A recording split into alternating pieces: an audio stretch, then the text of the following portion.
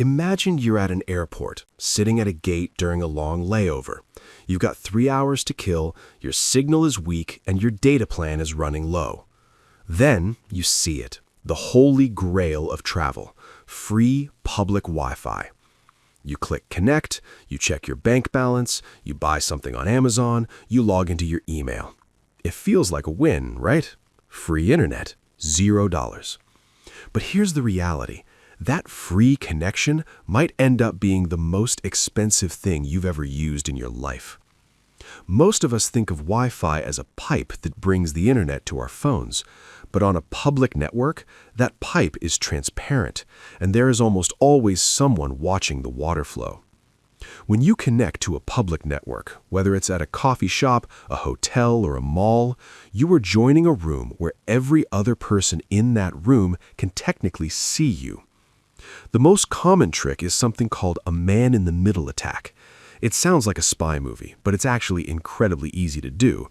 A hacker sits in the same coffee shop as you with a small device, maybe even just their phone. They set up a hotspot and name it something like Starbucks_guest_high speed. You see 2 Starbucks networks.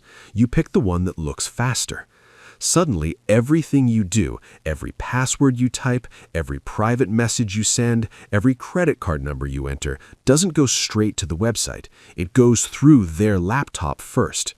They are the man in the middle. They aren't just watching you, they're essentially standing over your shoulder filming your screen. And it gets worse.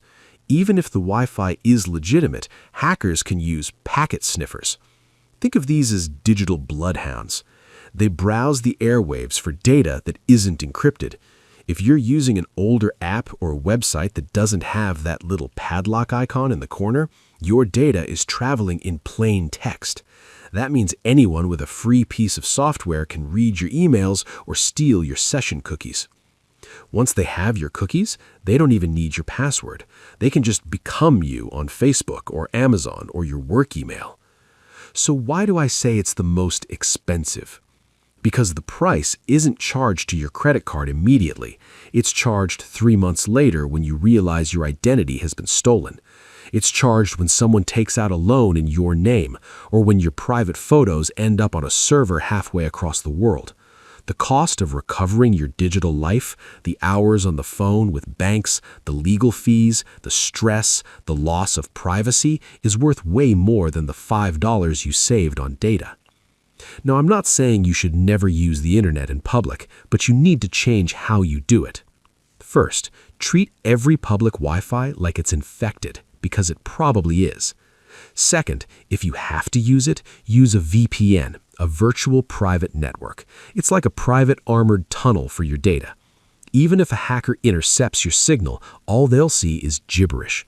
It turns your postcard into a locked safe. Third, never ever do anything sensitive on public Wi-Fi. No banking, no shopping, no logging into work portals. If it's important, wait until you get home or just use your phone's mobile hotspot. We've been conditioned to think that free is always better. But in the world of cybersecurity, free is usually a bait. The person providing the Wi-Fi is either selling your browsing data to advertisers or they're leaving the door wide open for someone much more dangerous to walk in. Your data is the most valuable thing you own. Don't trade it away just to scroll through TikTok for 20 minutes at the mall. Stay safe, stay encrypted, and remember, if the service is free, you're not the customer, you're the prize.